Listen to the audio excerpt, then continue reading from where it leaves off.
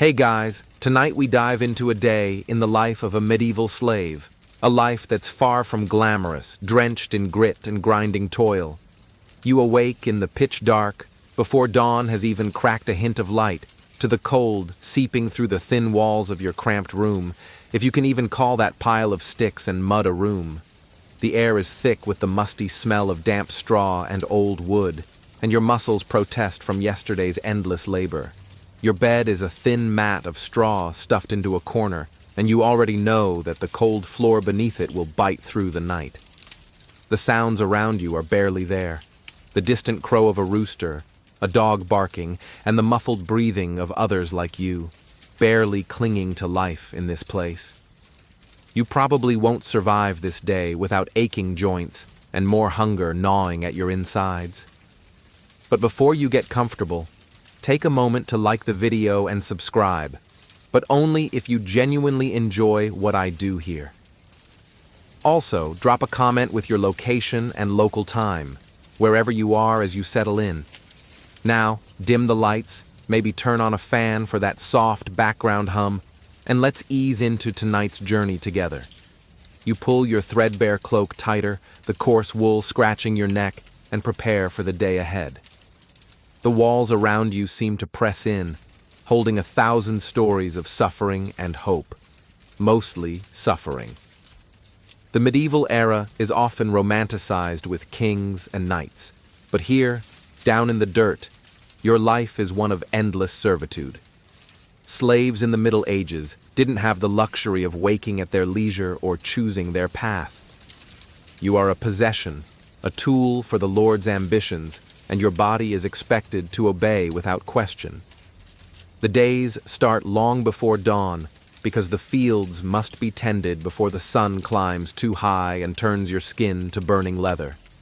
Your cell, or rather your sleeping place, is barely larger than a coffin. The cold stone floor offers no comfort, and a thin rag serves as a blanket. Your back aches from sleeping, curled up on straw that smells faintly of rodents and dust. There's no mattress, no pillow, no warmth from soft linens.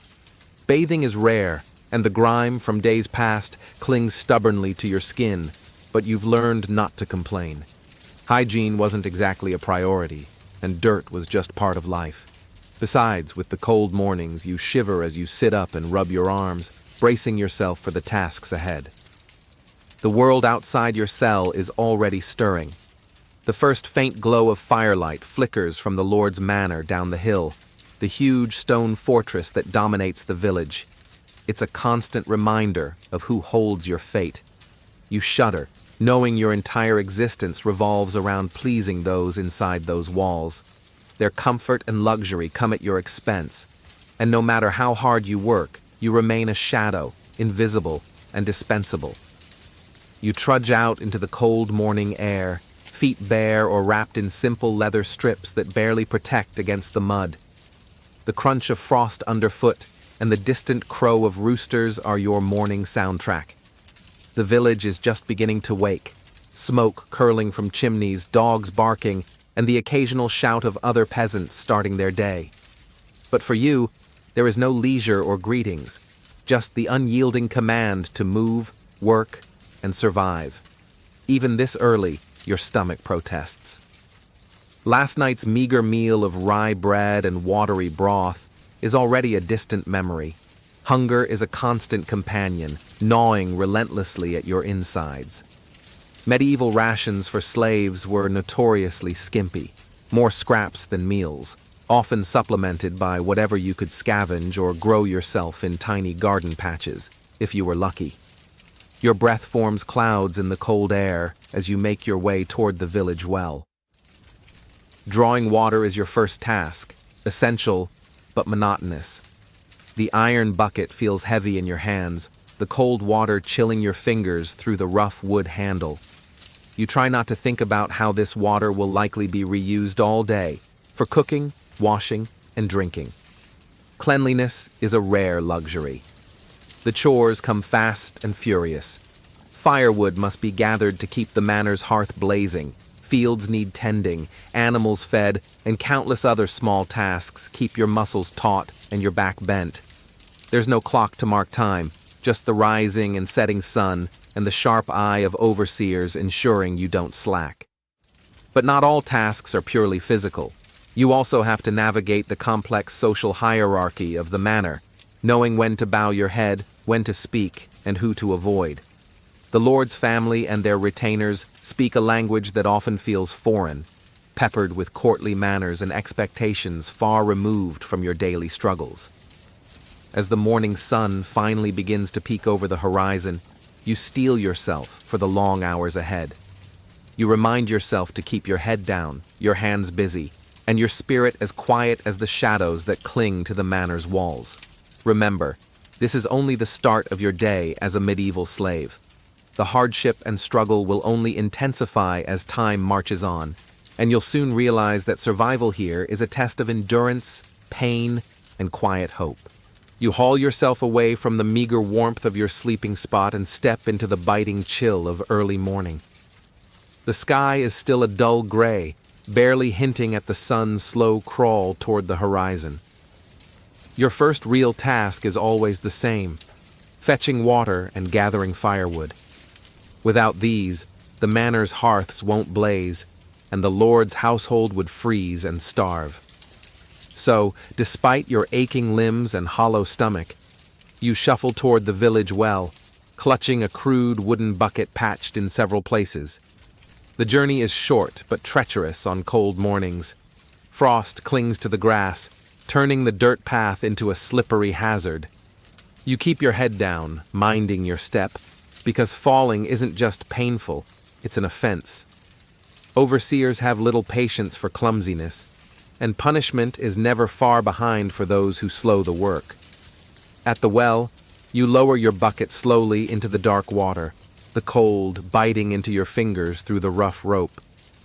The village well is a communal lifeline, shared by peasants, servants, and sometimes animals. Everyone scrambles for their turn before the sun rises fully.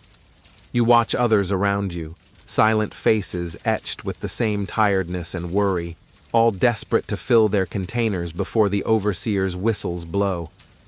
Historians still argue whether medieval wells were ever truly clean, or if they were just cesspools in disguise. But you don't have time to ponder that as you haul the water up, your arms trembling under the weight. The water sloshes over the edges, dripping cold droplets on the frozen ground, reminding you how little there is to waste. Next, it's time for firewood, vital for cooking and warmth. The manor's vast hearths demand constant feeding, and the overseers expect bundles delivered on time. You trudge to the nearby woodpile, already half-frozen logs stacked haphazardly against a crumbling fence. The wood is rough and splintered, sometimes covered in moss or insects, though the thought of creepy crawlies is the last thing on your mind as you wrestle a heavy log onto your shoulder. Firewood collection is no simple carry job.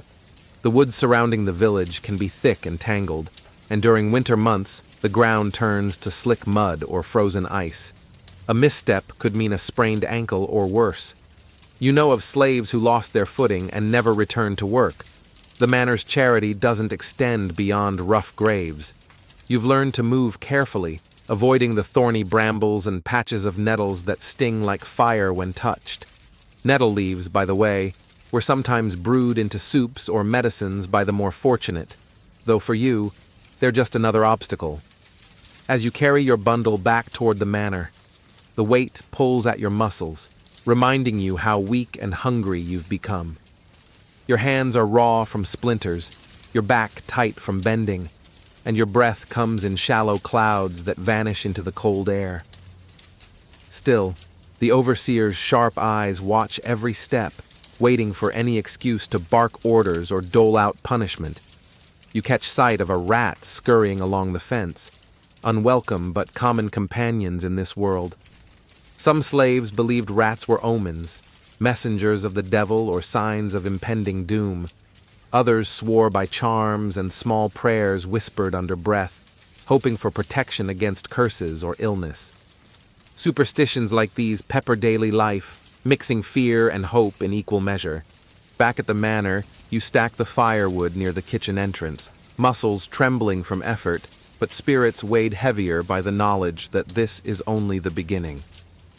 The cook's harsh words greet you as you arrive, snapping orders for more wood and fresh water. The kitchen is a chaotic place, a mix of heat, smoke, and smells, mostly burnt or greasy, never quite enough to cover the constant hunger gnawing in your belly.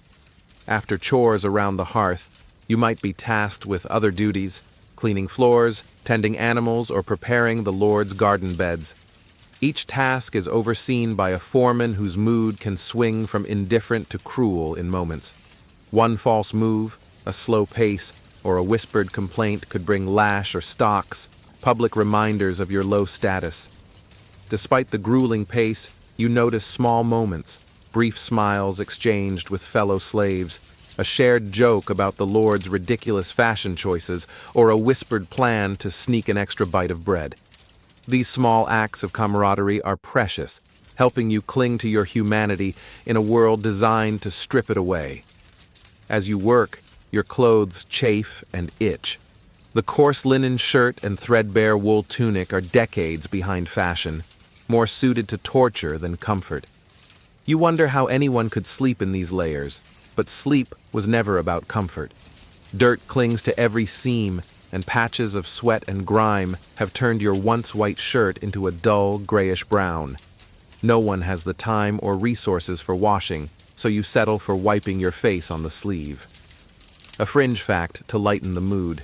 In some regions, slaves were known to dye their clothes with crushed plants or mud to cover stains. Probably not a fashion statement, but at least it was some effort to feel a bit human. You wouldn't trade your rags for anything, though. Better to keep your place than draw unwanted attention with bright colors. And then there's the language. The Lord's household speaks a refined, French-derived court language, a mix of Norman and Latin influences, while you and the other common folk cling to local dialects that sound like gibberish to your masters. Communication is a daily challenge. Misunderstandings can lead to frustration or worse.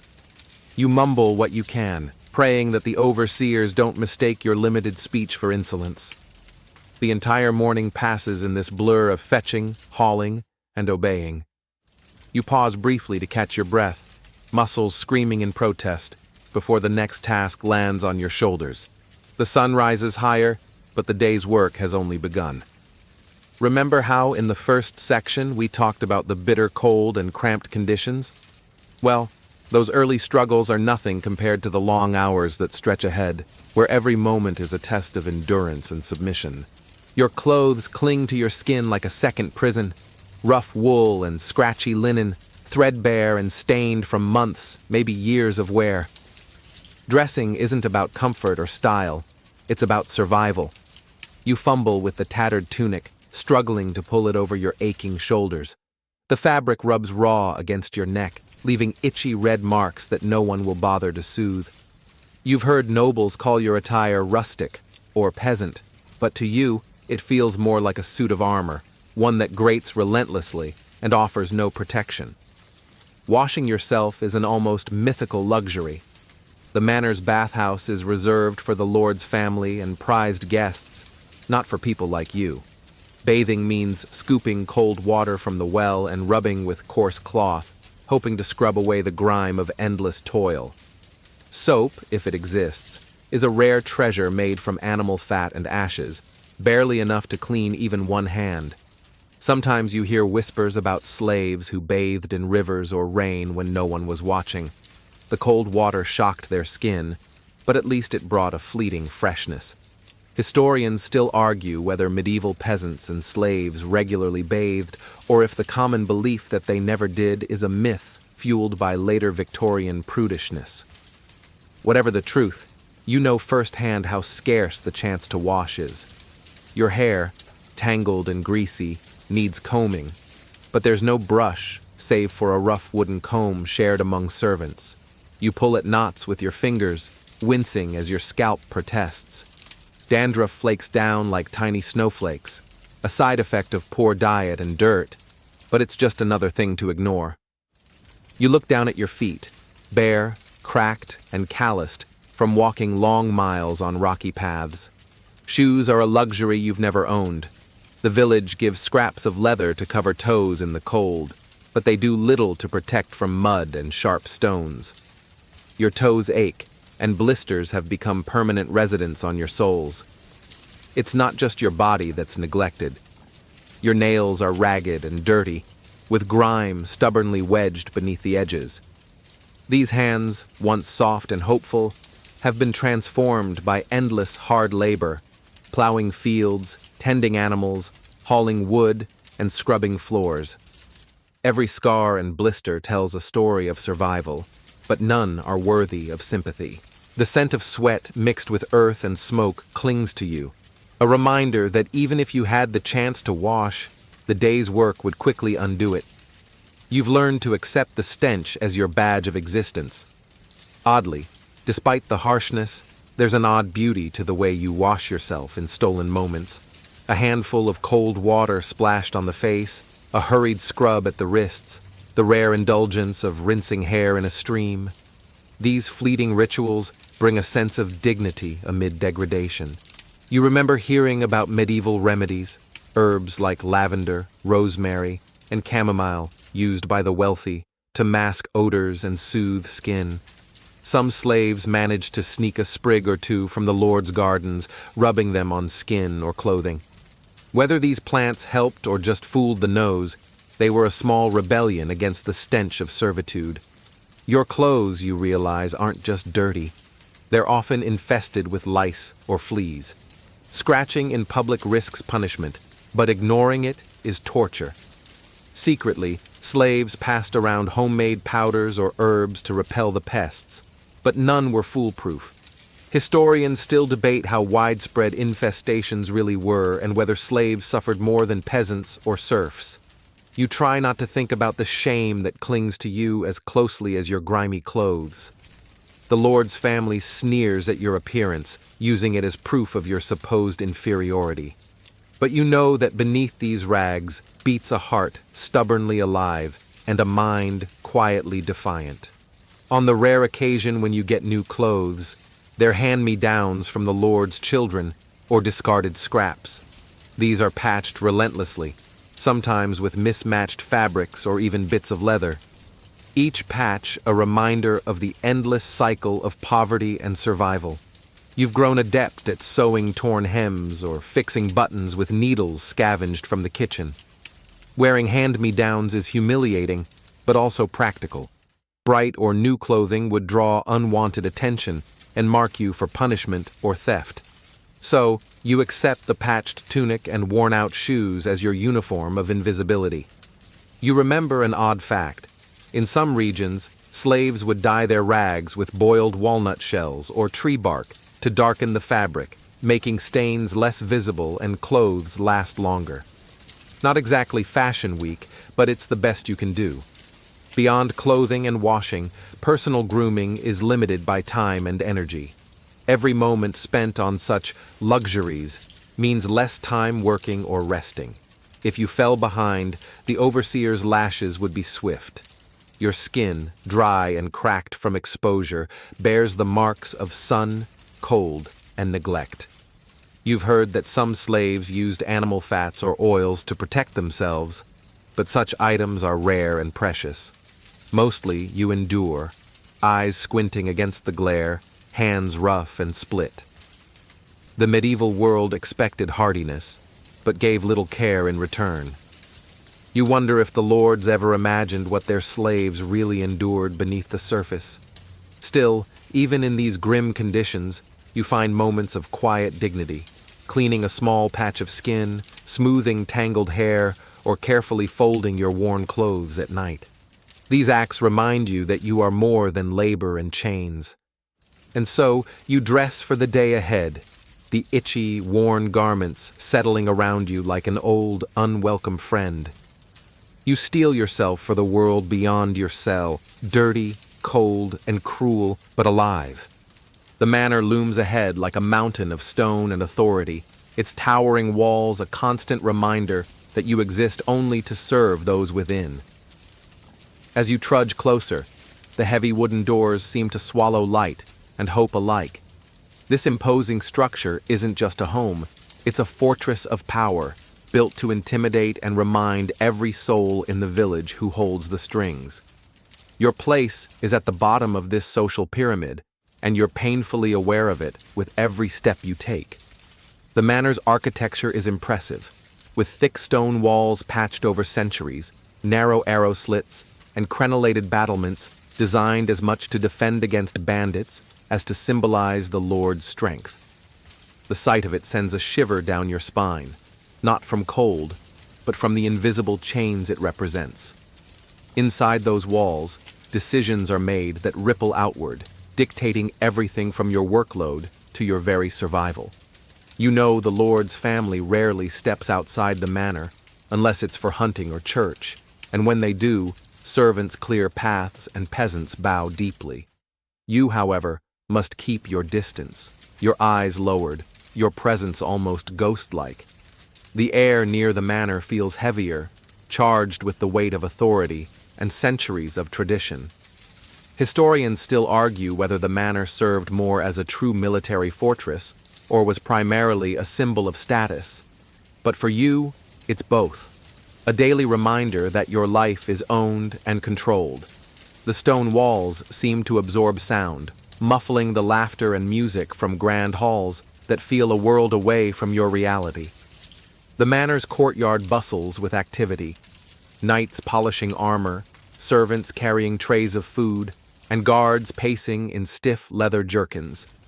You blend into the shadows, invisible but necessary, a cog in the great machine of lordly privilege. The smell of roasting meat and fresh bread wafts tantalizingly close, a cruel tease for a stomach that knows hunger too well. Your presence here is tolerated at best. The Lord's family and their guests rarely acknowledge you, except to bark orders or sneer in disdain. You've heard tales that some slaves were allowed to serve inside the manor itself, waiting tables or cleaning floors, but these positions came with constant fear of harsh punishment for any misstep. The constant gaze of overseers is the invisible guard you can never escape. They monitor your movements, correcting any hint of slowness or disrespect. Their whistles and sharp commands slice through the morning air, echoing off the manor's walls, ensuring you remember your place. You recall stories from fellow slaves about the Lord's children playing in the courtyard, their laughter bright and careless. They live lives of privilege and play, their biggest worries far removed from your endless toil.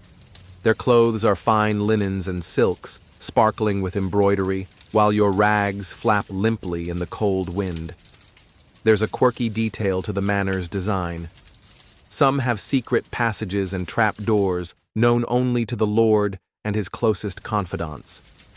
Legend says these were used for escape during raids or clandestine meetings. You wonder if any of these hidden doors could be a route to freedom, though such thoughts are dangerous to voice. The manor's gardens, though small, are meticulously tended by the Lord's gardener and slaves like you. Rows of herbs, flowers, and vegetables provide food and medicines, but you are only allowed to admire from a distance. Sometimes you manage to sneak a sprig of mint or rosemary to mask your scent or freshen your breath, a small stolen pleasure. Inside the manor, life flows differently. The great halls echo with music and chatter, while you toil in cold kitchens or dimly lit storage rooms. Servants scurry about, their faces weary but more privileged than yours, caught between the lords above and the slaves below. A strange fact, some manors had designated slave quarters, small, cramped rooms or outbuildings far from the luxury inside. These quarters were often damp and dark, breeding grounds for disease and despair, stark contrasts to the opulent chambers of the nobility. Your position near the manor is both a curse and a shield. You are exposed to harsh commands, but also protected from the wild dangers lurking outside, bandits, harsh weather, or starvation that claims the weakest in the fields. Still, safety is a fragile illusion here, and you long for even a glimpse of freedom beyond the manor's gates. The imposing manor stands as a silent judge, jury, and executioner of your fate. Its walls have witnessed countless stories of suffering, resilience, and sometimes quiet rebellion. You wish you could tear down those walls or vanish beyond them. But for now, you trudge onward, swallowed once more by the shadow of power. The fields stretch out before you like a vast, endless ocean of mud and toil, each furrow a testament to the Lord's command and your sweat. From dawn until the sun dips low, your hands dig, plant, weed, and harvest, under the unforgiving gaze of overseers who tolerate no laziness or complaint. Your muscles ache from repeated bending and lifting, your back stiff and knotted as though it might snap. The soil clings to your fingers, mixed with sweat and grime, a constant reminder that this land is both your prison and your livelihood. The crops vary with the seasons: wheat and barley in the warmer months, root vegetables when frost bites, and sometimes oats or rye. You plant seeds with hope, though famine and bad weather often steal the harvest. The rhythm of this agricultural life is unending, the cycles dictating every movement and moment of rest. Overseers patrol the fields like hawks, their whips cracking through the air at the slightest sign of slowing. They shout orders in gruff voices, driving you to keep pace, despite aching limbs or creeping exhaustion. You know from whispered stories that punishments for shirking labor can be brutal: lashings, confinement in stocks, or worse.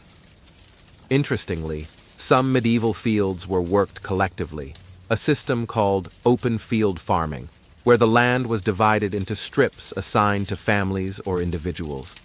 However, as a slave, your portion is dictated by the Lord, and your personal ownership is non-existent. The land is not yours to till. It is merely your stage for servitude. The tools you wield are crude but effective: wooden plows pulled by oxen, iron-tipped hoes, sickles with dull blades. There's no comfort in these implements, each one worn by years of use and abuse. The weight of the plow's handle presses into your palms, blisters forming despite the leather gloves you rarely possess. The physical strain is relentless, and you silently curse the sun when it blazes overhead, turning the fields into a furnace. Shade is a luxury reserved for the manor and its inhabitants. You pause only briefly to drink from your water skin, grimacing as the stale liquid slides down your throat. A fringe fact that might lighten this grim scene: some slaves believed that singing while working could make time pass faster and lighten the burden. Though forbidden to sing loudly, lest it annoy the overseers, quiet humming or whispered chants were common, creating a hidden soundtrack to the endless labor. But the monotony is broken by the ever-present threats: storms that wash away crops, pests that devour roots, and the fear of famine. Hunger gnaws constantly at your insides, and you wonder how the Lord's granaries will fare this year. Will you have enough to eat, or will desperation drive you to steal, an act punishable by death? Historians still argue whether slaves had any say in their farming methods, or if they were entirely dictated by the Lord's agents. Some evidence suggests occasional input on crop rotation or seed selection, but mostly you follow orders without question. The landscape is dotted with small wooden fences and ditches to protect fields from roaming animals or thieves. You patrol these boundaries, eyes scanning for signs of damage or trespass. The boundary lines are more than physical. They mark the limits of your freedom, confined by both earth and law. The animals on the manor, like oxen and horses, share your burden. They pull heavy carts or plows, their breaths visible in the cold air. You tend to them when possible, a small mercy amid your toil, though they too are owned and sometimes mistreated. At midday, you might steal a quick bite, often a piece of stale bread or a handful of roots, while hiding from overseers' watchful eyes. These moments of reprieve are precious, fueling your body for the afternoon's labor. As the sun begins its descent, your hands and back scream in protest, and your pace slows, but there is no mercy. The fields demand constant attention, and the Lord expects a full day's work, no matter the cost. You recall from earlier how you fetched firewood and water before dawn. Now those chores wait after the fields are done. The day's workload feels endless, a treadmill with no off switch. Despite the hardships, you find moments of quiet reflection. The vast sky, the smell of earth, and the rhythm of your work connect you to something ancient and vast, even as your body cries out for rest. The land does not judge your status, it simply is. You dream briefly of freedom, a small patch of your own land, a warm meal, a quiet night. But these thoughts are dangerous, as overseers punish any sign of discontent harshly. For now, you push onward, breaking the stubborn earth with tired hands, under the Lord's relentless watch. Your stomach grumbles loudly, reminding you that the day's work has been fueled by little more than air and empty hope. Food is scarce, rationed strictly by the Lord's steward, and usually enough only to keep you alive, not nourished. Most days, your meal is a small piece of coarse rye bread, a bowl of watery pottage, a thin soup made from boiled grains and whatever scraps are available, and sometimes a handful of vegetables pulled from the garden. Meat is a rare luxury, reserved for the Lord and his household, while you make do with the leftovers, if any. The bread is dense and heavy, with a bitter taste from the bran and chaff left in. The pottage is bland, sometimes seasoned with wild herbs like nettles or dandelion greens. It warms your belly but doesn't fill it. Hunger is a constant companion, gnawing at your insides and making your hands shake during work. You often dream of a full meal, fresh bread, hearty stew, maybe even cheese or fruit. But such indulgences are stories told by traveling minstrels, far removed from your reality. An unusual fact to brighten the mood. Some slaves reportedly developed a taste for eating roasted dormice, a delicacy in some regions, though the idea of snacking on tiny rodents would likely make you shudder. Still, desperation can drive strange appetites. Eating is usually done quickly and alone, either in the fields or near your quarters. There's little time to savor food or enjoy company, and overeating is frowned upon. After all, the Lord must ensure rations last. Stealing or hiding food is a crime punishable by whipping, but stories circulate about those who risked it, driven by hunger's cruel demands. Drinking water is a luxury that is never quite safe. Wells are often contaminated, leading to frequent bouts of illness. You remember friends and fellow slaves who suffered dysentery or worse, their weak bodies collapsing from dehydration. Clean water sources are scarce, and boiling water is unheard of for those at your level. The Lord's steward controls the granaries and food stores with an iron grip, rationing out portions according to the season and crop yields. During times of famine or poor harvest, your rations shrink to mere crumbs. You hear whispers of entire villages starving while the Lord's table overflows, a bitter irony that fuels silent resentment.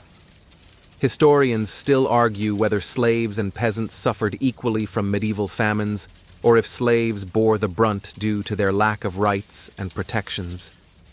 Regardless, you feel the hunger deep in your bones every day. You notice the difference in food quality between seasons. After a successful harvest, rations improve slightly, with fresh vegetables and sometimes cheese or eggs from the manor's livestock. In winter, however, stored grains and dried foods dominate, and meals become meager and monotonous. Your body has adapted somewhat to the scarcity, but weakness and fatigue are constant companions. You often find yourself lightheaded, struggling to keep up with the relentless pace of work. Illness can spread quickly in these conditions, and medical care is rudimentary at best. You recall that bitter hunger once drove a fellow slave to try eating acorns, which are bitter and hard to digest, but sometimes eaten in desperation. The thought makes you grimace, but survival sometimes means swallowing bitterness, literally. Despite the hardships, sharing food, however small, can create bonds among slaves. Sneaking a crumb to a friend or sharing a handful of wild berries found on the manor's outskirts are acts of quiet rebellion and humanity. These small gestures break the endless cycle of hunger and hardship, reminding you that you are not alone. You wonder if the Lord ever thinks about the lives dependent on the granaries, or if they see you only as property to be fed, just enough to work. The disconnect between their lavish feasts and your meager meals is staggering. As the day wears on, the persistent hunger sharpens your focus on survival. Every crumb, every sip of water is a treasure. You ration your energy carefully, knowing that exhaustion could mean a mistake and, in turn, punishment. So, you eat quickly, swallow hard, and prepare for the next round of grueling tasks, your body a fragile vessel barely sustained by the sparse provisions. Language is a barrier you navigate every day, like a labyrinth of words and sounds that separate you from those in power. The Lord and his court speak a refined tongue, Norman French, heavy with Latin influence, while you and your fellow villagers cling to a local dialect, rough and practical. It's like living in two worlds, one of aristocratic elegance you cannot enter, and one of earthy struggle where your voice barely carries. Every command shouted in the Lord's tongue feels like a puzzle. You strain to catch the meaning, relying on context and gestures to understand. Misunderstanding is dangerous. A wrong step, a delayed response, or a confused look can draw sharp rebuke or worse. Even among the peasants and slaves, dialects vary widely. Villagers from neighboring areas speak slightly different versions of the language, making communication a challenge. You find comfort in the familiar sounds of your own dialect, but often need to code switch to appease overseers or clerks. Interestingly, some slaves became adept interpreters, bridging the gap between villagers and the Lord's officials. These roles, while rare, offered slight reprieve and a glimpse of influence, but also carried risks of suspicion and isolation. Learning the Lord's tongue is a slow, often painful process. There's no formal schooling, only on-the-job harsh lessons and mockery when you falter.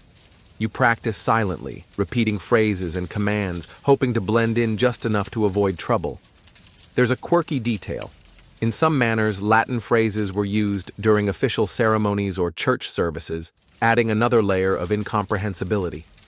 You might overhear snippets like Dominus vobiscum or Pax Christi and wonder what they truly mean. Historians still argue how widespread bilingualism was among peasants and slaves. Some suggest many were at least passively familiar with the Lord's language, while others think most lived isolated in their dialects. For you, the truth lies somewhere in the daily struggle to be understood. This linguistic divide isn't just about words, it's a barrier to power and rights. Laws, taxes, and punishments are often delivered in the Lord's tongue, leaving you at a disadvantage. You rely on trusted villagers or literate servants to interpret, but there's always risk in relying on others. Sometimes you catch fragments of conversation from the manor, talk of taxes, wars, or alliances, words that seem distant and meaningless, yet they shape your world more than you realize. The social hierarchy extends to language itself. The further up the scale, the more polished and ornate the speech, the lower you are, the coarser and simpler your words. This isn't just cultural, it's a tool of control, reinforcing the divide. You quietly observe the Lord's family, their refined accents a stark contrast to your rough voice. Their language is a performance of power, and you're an uninvited audience. Despite the challenges, you find moments of linguistic joy, learning a new phrase, teasing a fellow slave with a clever pun, or hearing a folk song in your native dialect. These small acts keep your spirit connected to your roots. The power of language as both barrier and bridge is clear every day. You dream of fluency not just to obey, but to understand and perhaps one day, to speak back with authority. Until then, you muddle through, piecing together meaning one word at a time, hoping your voice will someday carry beyond servitude. The whip's crack splits the air like thunder, a harsh punctuation to your every misstep. Punishment in the manor is a dark undercurrent that shapes your very existence. You live in constant fear of overseers who wield cruelty as both tool and weapon to keep you in line. Whippings, stocks, forced labor, and public humiliation are the usual repertoire, dished out without mercy or fairness. A missed task, a faltered word, or even a glance considered insolent can trigger punishment. There's no due process here, only the overseer's whim. The sting of the lash or the biting cold of the stock's leaves marks not just on your flesh, but on your spirit. Pain is a language you've come to understand deeply. Yet, punishments serve a dual purpose. Beyond discipline, they are theater for the manner, a grim display meant to remind everyone of their place. Public floggings draw crowds, a mix of fear and morbid fascination, binding the community in silence and submission. Sometimes, the severity depends on the Lord's temperament or the mood of the overseer. On better days, punishment might be a harsh word. On worse, it might be a night in the stocks or a beating so brutal it leaves you barely able to work. A fringe fact: some manors kept written logs of punishments, detailing offenses and sentences, almost like medieval criminal records. These documents were often lost or destroyed, but their existence hints at an organized, bureaucratic cruelty behind the scenes. Historians still argue whether physical punishment was more common among slaves or serfs. Some suggest that slaves bore harsher, more arbitrary discipline, while serfs might suffer fines or other economic penalties instead. You notice that punishments are not only physical. Psychological torment is rampant: insults, forced isolation, or being made an example during feasts. The Lord's court thrives on spectacle, and slaves are pawns in their power games. But the most terrifying punishments are those meted out in secret: disappearances, brutal beatings, or sale to harsher owners. Whispered rumors keep everyone in line, though some slaves quietly resist, bearing scars as badges of defiance. Superstitions intertwine with discipline. Some slaves believe that a whip's lash carries not just pain, but curses, binding them in chains, both visible and invisible. Others wear talismans to ward off evil or seek the priest's blessing before facing punishment. Punishment rituals vary widely by region and lord's personality. Some manors had designated stocks or whipping posts in public squares. Others kept harsh punishments behind closed doors. No matter the setting, the message is clear: obedience or suffering. You recall tales of slaves who endured harsh punishments yet found ways to rebel, secretly sabotaging tools, stealing food, or simply refusing to break their spirit. These acts, though small, are powerful reminders of humanity amidst cruelty. Living with the threat of punishment shapes your every move. You walk carefully, speak softly, and work diligently, always watching for the shadow of the overseer's gaze. In this brutal system, punishment is both a tool of control and a language of fear, binding you tightly to a life you never chose. Superstitions weave through the daily fabric of your life like invisible threads, quiet spells and whispered hopes against a world that often feels dark and cruel. You clutch small charms made from bone or carved wood, hoping to shield yourself from evil spirits and misfortune. Before you begin a grueling day of labor, a silent prayer or a cross traced in the dirt feels like a tiny shield against the overwhelming power of fate. The medieval mind is rich with beliefs: curses that cause illness, spirits haunting the woods, and saints whose blessings could bring luck or protection. You hear stories from fellow slaves about enchanted stones that bring good harvests, or about witches who curse fields to wither. These beliefs offer comfort and a way to make sense of hardship, even if logic seems to desert you.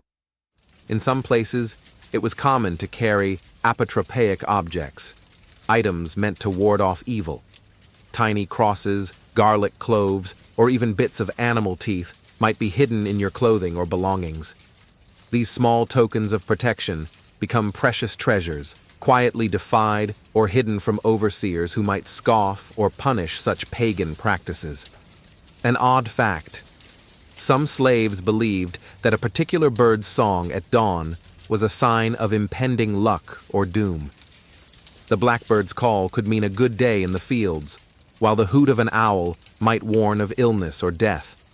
Such beliefs shaped how you started your day, giving hope or dread before the sun even rose. Religious beliefs intertwine with superstition. You attend church when required, hearing sermons about sin and salvation. But your own faith is a mixture of hope, fear, and practicality. Prayers might be whispered not just to saints, but to forgotten spirits or ancestors who could intervene on your behalf. Historians still argue how much official religion accepted or condemned these folk beliefs. Some clerics saw them as harmless traditions. Others branded them heresy, hunting down those suspected of witchcraft or magic. Superstitions also serve as subtle resistance, a way to claim some control in a life otherwise dictated by harsh lords and unforgiving laws. Secret gatherings to share stories, perform rituals, or recite charms are acts of quiet rebellion, nurturing community and hope. You remember the superstition of the evil eye, believed to bring misfortune when someone looked upon you with envy.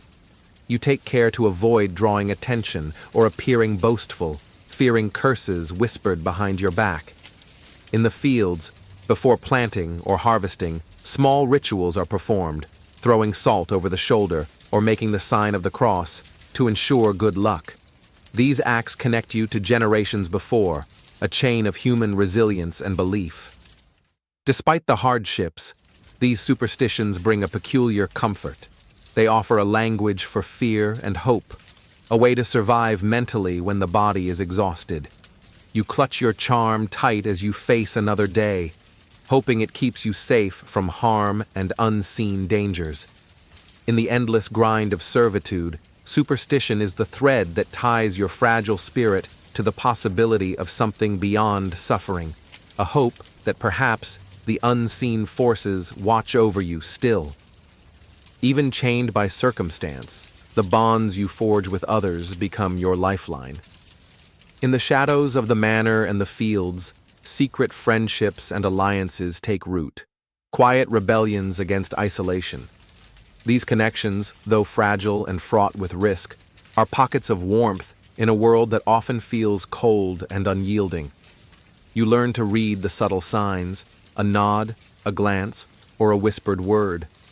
These small gestures build trust and camaraderie, helping you survive the daily grind. Sharing a scrap of bread, trading small favors, or offering a kind word are acts of solidarity that nourish your spirit as much as your body. Sometimes, these bonds form along lines of kinship, siblings or cousins working side by side, bound by blood and shared history. Other times, friendships grow from shared hardship, crossing age, gender, and even village divides. In moments stolen from watchful eyes, you exchange stories, songs, and laughter, a brief escape from toil. Historians still argue how widespread and organized such social networks were among slaves and serfs. Some suggest these connections were vital for survival, offering mutual aid and emotional support. Others see them as sporadic and limited by constant surveillance. Your alliances can also be practical. Pooling resources, sharing tools, or coordinating small acts of sabotage against the manor's machinery create a subtle resistance. You've heard of groups who deliberately slowed work or hid tools, risking severe punishment but reclaiming a shred of power. These social ties are sometimes tested by jealousy, suspicion, or betrayal. Scarcity breeds competition, and not everyone is willing to share. Trust is precious, and broken bonds can lead to isolation, a fate worse than hardship.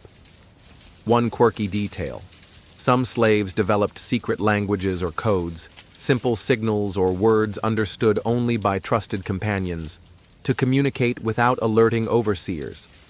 These secret dialects created a hidden world beneath the visible, a space where your true voice could emerge.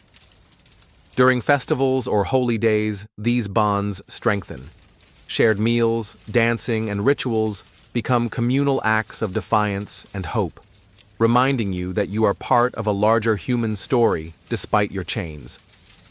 You notice how the social fabric is different for women, who often bear the dual burdens of labor and social restrictions. Female friendships provide critical emotional support, sharing childcare, advice, and comfort in a harsh world. You reflect on the small kindnesses, the hand that steadies you during a stumble, the whispered warning of an approaching overseer, or the shared warmth on a freezing night. These moments prove that even in bondage, humanity persists. The manor's oppressive environment tries to isolate and control you, but your friendships are cracks in that facade, channels through which hope and resilience flow. These alliances may not change your fate, but they make the unbearable a little more bearable. In the quiet corners of your world, these friendships light your path, reminding you that even in darkness, you are not alone. Your meals, while sparse, sometimes include peculiar ingredients that outsiders might find strange or even repulsive. The medieval diet for slaves was a patchwork of whatever was available, affordable, and sometimes downright odd. Rye and barley formed the staple grains, but occasionally you find yourself munching on nettles, dandelions, or other wild greens for a bit of flavor and nutrition. You've heard stories of slaves who resorted to eating fried dormice, considered a delicacy by some lords, but a necessity for the poor. The idea of nibbling on tiny rodents is enough to make your stomach churn, but hunger knows no boundaries. If food is scarce, even the strangest options become edible. Other times, you find yourself eating pottage made with gruel, a thick porridge often bland and watery, yet it fills the belly. Sometimes grains like millet or oats sneak into the mix, and in luckier seasons, root vegetables like turnips or carrots make an appearance. Meat is rare, and often limited to bones boiled for flavor or scraps tossed your way. Salt was precious and heavily taxed, so seasoning was minimal. Herbs like parsley or sage, if available, were more for medicinal than culinary use. You've learned to savor even the faintest aroma of rosemary or thyme, stolen quietly from the Lord's garden. A fringe fact that might make you smile. In some regions, peasants and slaves brewed beer daily because the water was often unsafe to drink. This beer was weak, more like a gruel, but safer and calorie-rich, perfect for hard laborers needing energy. You might have shared a sip at secret gatherings, though this was frowned upon by overseers. You often wonder about the quality of this food. Spoiled grain, moldy bread, or bitter vegetables could make you sick, but starvation is a worse fate. Slaves who ate spoiled food sometimes suffered dysentery or worse, their frail bodies unable to fight the illnesses. Historians still argue whether the medieval poor had access to any form of nutritious diet or if their meals were nothing more than bare sustenance. Some evidence suggests limited variety, but surprising resourcefulness in making do. You recall how in early mornings you gathered firewood to cook, the flames crackling beneath heavy iron pots filled with meager stews, smoke mixed with the scent of burning wood and cooked grain, a smell that became strangely comforting. Food was as much a social currency as a necessity. Sharing a bit of bread or a handful of nuts could cement friendships or repay favors. These small acts of kindness created fragile communities within the harsh manor life. Despite the hunger and monotony, these meals tied you to the earth and the seasons. The taste of fresh herbs in spring, the sweetness of wild berries in summer, and the hardiness of stored roots in winter marked the passing of time and the cycle of life. Sometimes the mere anticipation of food kept you going. The hope that the next meal might bring warmth and fullness was a powerful motivator in a world designed to starve you into submission. And so you eat what you can, when you can, always mindful that the next meal may not come. As dusk falls and your body aches from a full day of grueling work, you seek refuge in the scant shelter your quarters provide. Sleep, however, is a fleeting comfort, especially when your resting place is a cold, hard floor strewn with straw that barely cushions your weary frame. Nights are long and often plagued by chill drafts that seep through cracks in the walls, gnawing at your bones. You curl up tightly, trying to conserve what little warmth you have, clutching your threadbare cloak closer as the temperature drops. The manor's kitchens, bustling with warmth and light during the day, become distant echoes, replaced by silence and shadows. The other slaves settle nearby, their breathing a gentle rhythm that mingles with the occasional creak of old timbers. Despite exhaustion, sleep comes fitfully. Your mind races with worries. What if the crops fail? The Lord demands more labor, or worse, illness strikes. You recall how rats scurry in the corners and the whisper of spiders above your head. Fear of vermin and disease is a constant companion, as is the knowledge that the manor's quarters are breeding grounds for lice and fleas. Occasionally, a sudden noise, a shout from a guard, the clatter of dropped tools, jerks you awake. You lie still, heart pounding, hoping you haven't drawn attention. The cold seeps deeper, and your breath fogs in the stale air. Dreams are rare, but when they come, they're vivid escapes to freedom, warmth, and rest, luxuries so far removed from your reality. A fringe fact: some slaves believed that placing certain herbs or flowers near their sleeping areas could ward off nightmares and evil spirits. These small rituals offered psychological comfort, even if they did little against the cold or fatigue. Historians still debate how much rest slaves truly got, and whether sleep deprivation was a common form of control. Some records suggest overseers monitored sleeping quarters to prevent unauthorized gatherings or escape plans. The hard reality is that night is no sanctuary. The body's need for rest conflicts with the mind's endless fears and discomforts. You often find yourself waking multiple times, shivering and adjusting your position, searching for the warmth that never fully returns. Yet even in these harsh conditions, the camaraderie of others offers solace.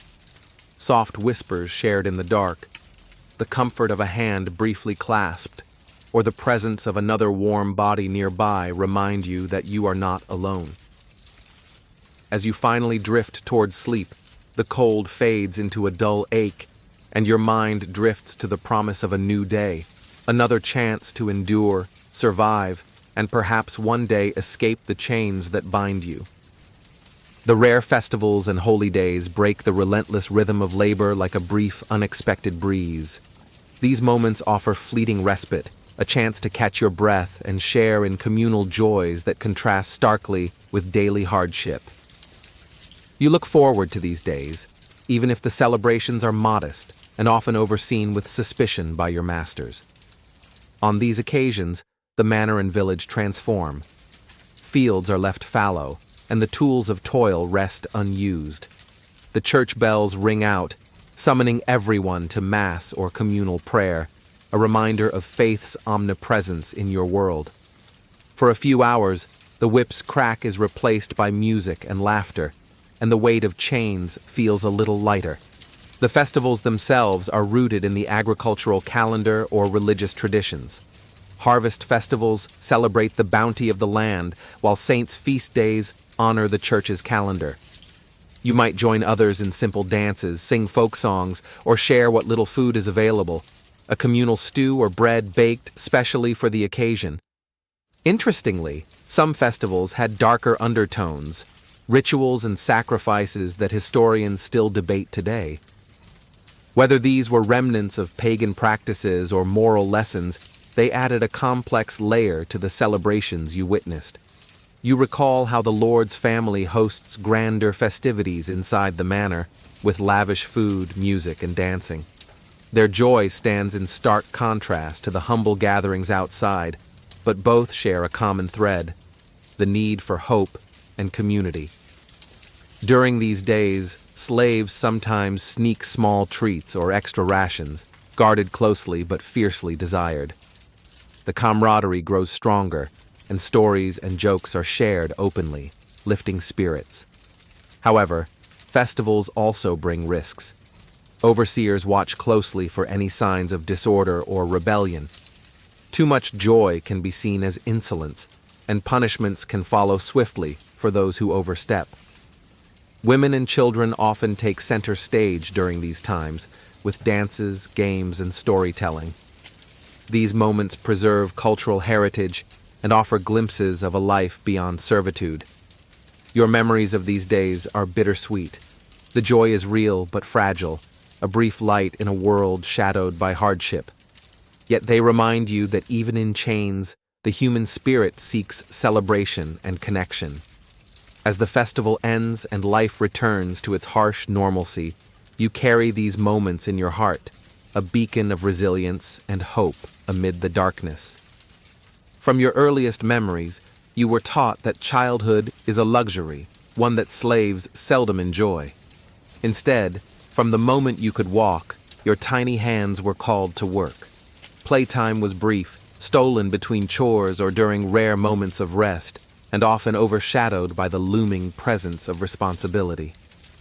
Childhood as freedom, exploration, or innocence was a concept reserved for the Lord's offspring, not for you. Even at a young age, you learned the harsh realities of servitude. Tasks that might seem impossible for a child, carrying heavy bundles, tending animals, or fetching water, were expected without complaint. The overseers demanded efficiency, and weakness was met with scorn or punishment. Schooling was a distant dream. Formal education was reserved for the nobility or clergy. Your knowledge came from observation, imitation, and hard experience. You learned survival skills early: how to avoid punishment, where to find edible plants, and how to soothe a sore back or aching feet.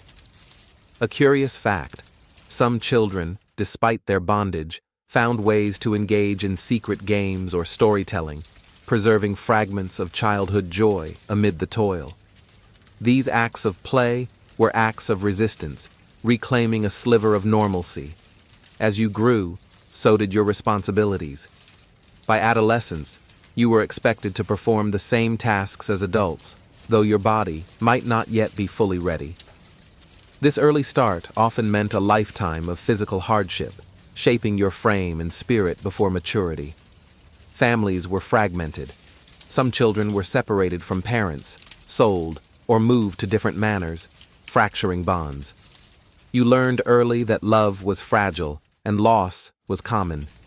Historians still debate the exact nature of childhood for medieval slaves, whether it was a period of protection or simply an early introduction to suffering. What's clear is that the transition to adult labor was swift and unforgiving. For girls, the burden was often doubled. Alongside fieldwork, domestic chores loomed large: cooking, cleaning, childcare, skills passed down by mothers in a continuous chain of survival. Marriage and motherhood came early, with little say in partners or timing. You remember whispers of children apprenticed to tradesmen or servants in the manor, roles that offered slightly different lives, but rarely freedom. These paths were narrow and fraught with new challenges. Despite the harshness, childhood held moments of wonder. The first time you saw snow, the thrill of a village festival, or the comfort of a sibling's hand. These memories sustain you in darker times. The world you grew into was unforgiving, but even in childhood, seeds of resilience and hope were planted, ready to grow against all odds. Illness in your world is a shadow that never quite lifts, lurking at the edges of every cough and ache. Medical care is rudimentary, a mixture of folk remedies, superstitions, and the occasional visit from a wandering healer or monk. When sickness strikes, it's often as much a test of will as of body, and sometimes a sentence to death. You learn early that rest and nutrition, so vital to recovery, are luxuries you can't afford. The pittance you eat barely sustains your strength, and your work must continue regardless of pain or fever. Weakness is dangerous, inviting punishment or abandonment. Herbs are your main weapons against illness. You know which plants soothe stomach aches, reduce fevers or ease coughs: nettles, chamomile, willow bark, and more. These remedies are passed down in whispered secrets, often mixed with prayers or incantations. Sometimes a traveling healer arrives, bringing salves and potions made from roots and animal fats. Their knowledge is a blend of observation, superstition, and experience, but their help is often limited by the Lord's resources and will. A curious fact: bloodletting was a common medical practice, believed to balance the body's humors, though it often did more harm than good. You've heard tales of slaves who were subjected to this brutal treatment, sometimes at the Lord's command. Illnesses that plague your community range from infections and fevers to parasitic worms and scurvy, diseases born of poor sanitation, malnutrition, and harsh living conditions. Epidemics can sweep through the manor and village, leaving devastation in their wake. Historians still debate how accessible formal medical care was to slaves. While some suggest that minor treatments were common, serious ailments often went untreated or were met with crude remedies and neglect. You see how the church's role in medicine is double-edged. Monastic orders sometimes provide care and herbal knowledge, but illness is also seen as divine punishment, leading to stigma and isolation. You remember the fear that accompanied every cough or rash, not just for yourself, but for loved ones. Quarantine or exclusion from the community could follow, compounding the suffering.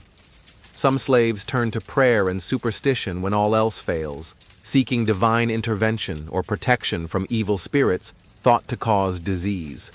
These practices offer comfort, but rarely cure. Despite the bleakness, you witness acts of compassion, sharing herbal remedies, tending the sick quietly, and caring for children too weak to work. These small kindnesses are lifelines amid despair. Illness is both a physical trial and a test of your community's resilience. It shapes lives, breaks bodies, and sometimes snatches away the hope of a better tomorrow. Love and family life in your world are complicated threads woven through hardship and control. Relationships form under the constant gaze of the Lord and overseers, and while affection and loyalty exist, they often come with limits and risks. Marriage isn't just about love. It's a transaction overseen by those in power. Families are your refuge and your chains.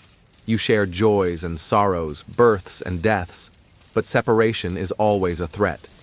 Children might be taken away, sold, or placed in different households, fracturing bonds and scattering kin. The uncertainty gnaws as much as hunger. Marriages often serve practical or economic purposes.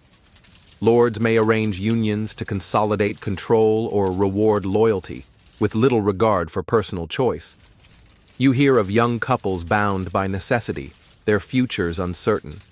Women bear the brunt of family burdens, caring for children while managing laborious tasks, their roles both vital and undervalued.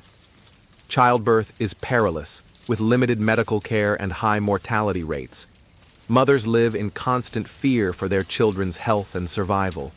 A fringe fact: some slaves used small tokens or secret symbols to mark bonds of love and commitment, creating a hidden language of affection despite surveillance. These acts, though modest, carried profound meaning. Historians still debate how much autonomy slaves had in family matters and how often bonds were recognized or disregarded by law and custom. What's clear is that love persisted even under harsh conditions. Family gatherings, though rare, offer moments of warmth and normalcy. Stories are shared, songs sung, and traditions passed down, threads that connect generations and preserve identity. Yet love is also a source of vulnerability. Losing a spouse or child to illness, sale, or punishment leaves wounds deeper than any whip. The fear of loss shapes your every decision.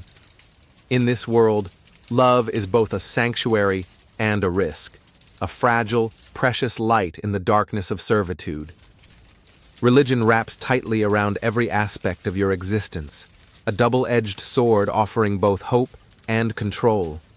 Attendance at church is not optional, it's mandated by the Lord, woven into the very fabric of your servitude. The towering spires and stained glass windows of the local chapel beckon, promising salvation while reminding you of earthly chains. You enter the church alongside fellow slaves and villagers, faces bowed beneath the weight of faith and fear. The priest's sermons speak of sin, obedience, and the promise of heaven, painting a world where suffering on earth is a test, a path to eternal reward. For some, this offers solace. For others, it feels like another shackle. Church rituals punctuate your life, baptisms, marriages, funerals, marking the passage of time and fate. Yet the institution also enforces the social order, preaching submission and reinforcing the Lord's authority as divinely sanctioned. A curious detail, some slaves merged Christian beliefs with older folk traditions, creating a blend of faith and superstition. Prayers might be whispered alongside charms or rituals aimed at warding off evil spirits. Historians still argue whether religion was more a source of genuine hope or a tool of oppression in the medieval world. For you, it is both, a comfort and a cage. You observe the clergy's role carefully. Some monks and priests offer charity and healing, while others preach fire and brimstone, emphasizing punishment over mercy. The church's stance on slavery is complex, officially condemning the practice, but rarely challenging the existing social order. Faith rituals provide a framework for understanding suffering, a narrative that pain and hardship are part of a divine plan. This belief helps you endure, but it also means accepting injustice without question. You witness how religious festivals bring moments of joy and community, yet also reinforce hierarchy and control. The Lord and his family take center stage, while you remain in the pews, silent and unseen. Despite this, personal faith can be a source of strength. Quiet prayers whispered in the dark, hymns sung softly with companions, and moments of contemplation offer refuge from daily trials. Religion is a complex companion, sometimes a beacon guiding you through darkness, sometimes a shadow reinforcing chains. Your heart holds both reverence and doubt as you navigate its presence in your life. The dream of freedom flickers like a fragile candle in the endless night of your servitude. Escape attempts are whispered about in hushed tones, tales of brave souls who risk everything to break chains and vanish beyond the manor's reach. You think about it often, too, weighing hope against the harsh realities that tether you tightly to this life. Planning an escape isn't just a matter of running. It's a perilous gamble where the odds are stacked overwhelmingly against you. The manor's gates are guarded day and night, overseers patrol the boundaries, and local laws harshly punish flight. Caught attempting to flee, slaves face brutal reprisals, whippings, imprisonment, or even sale to harsher masters far from home. Despite the risks, some dare to try. You hear stories of those who slipped through forests under cover of darkness, crossed rivers swollen with rain, or hid among travelers. Success is rare, but the lure of freedom is irresistible. An intriguing fact, some slaves received help from sympathetic peasants, clergy, or wandering traders who shared knowledge of safe routes or provided shelter. These secret networks, though dangerous, offered lifelines to the desperate. Historians still debate how common escapes truly were and whether successful flights led to lasting freedom or recapture. Records are sparse, but the stories endure as testaments to human will. You ponder the practicalities. Where would you go? How would you survive without shelter, food, or allies? The world beyond the manor is vast and unknown, full of dangers both natural and human. Yet the mere thought of open fields, fresh air, and self-determination kindles a fierce hope. Even if escape seems impossible, dreaming of it keeps your spirit alive. You know that some used distraction or sabotage to aid their attempts, setting fires, damaging tools, or misleading overseers. These acts, though small, are defiant cries against oppression. The fear of betrayal is ever present. Escape plans require trust, and betrayal can mean death. You carefully choose confidants, sharing hopes only in whispers. Despite the harsh reality, stories of escape inspire you and others, a reminder that chains can be broken, and freedom is a possibility worth pursuing. For now, you watch the horizon, imagining a life beyond servitude, where your steps are your own and your breath fills the open air. The line between slave and serf is a murky one, a tangled web of legal definitions, social status, and daily realities that historians still debate fiercely today. You often wonder what truly separates your life from that of the nearby serfs, villagers bound to the land, but technically free. The differences are subtle yet profound, shaping your fate in countless ways. As a slave, you are considered property, an object to be bought, sold, or traded at the Lord's whim. Your labor is owned outright, and you have few, if any, legal rights. Serfs, by contrast, are tied to the manor's land, obligated to work its fields and pay dues, but they retain some personal freedoms, including limited rights to property and family. Despite these distinctions, your daily existence overlaps in many ways. Both you and serfs toil endlessly, bound by the land and lord's demands, facing similar hardships of hunger, punishment, and limited mobility. The lines blur in the fields where your hands meet the soil, sweat mingling in shared struggle. The Lord's officials sometimes treat you differently based on your status. Serfs might be able to appeal minor grievances or negotiate duties. You, as a slave, are at their mercy. Yet, the realities of enforcement vary widely. Some lords enforce harsh discipline on serfs akin to slavery, while others show leniency to slaves. A curious fact. In some regions, slaves could buy their freedom, often through years of saving meager earnings or help from family, a possibility denied to many, but not unheard of. Serfs might also petition to be freed or purchase land, adding complexity to social mobility. Historians continue to argue whether medieval slavery was a distinct institution or a form of bondage closely tied to serfdom, with overlaps and transitions over time. The ambiguity creates a web of statuses where your life could shift with little warning. You watch how social ceremonies and legal codes reinforce these distinctions. Marriage rights, inheritance, and criminal punishments vary sharply between slaves and serfs, affecting daily life profoundly. Despite legal constraints, personal bonds and communities often cross these boundaries. You might find allies among serfs, sharing work, food, or stories, united by shared hardship. The blurred line sometimes offers hope. If not for yourself, then for future generations who might break free from these chains. The question of status is not just academic. It shapes your identity and your chances for survival. In the end, whether slave or serf, your life is marked by toil and submission. Yet within these categories, stories of resilience and resistance endure, challenging the strict definitions imposed by lords and laws. You carry this uncertainty with you, a reminder that your place is both fixed and fragile, a question mark in a rigid world. Behind the manor's grand facade, whispers swirl of power plays, alliances and betrayals shaping the fates of many, including yours. The Lord's court is a hidden world where nobles maneuver, plotting to strengthen their position or undermine rivals. Though invisible to you, the ripples of their intrigue reach into every corner of the manor and village. You overhear bits of conversation, snatches of plans, mentions of marriage alliances, disputes over taxes or land.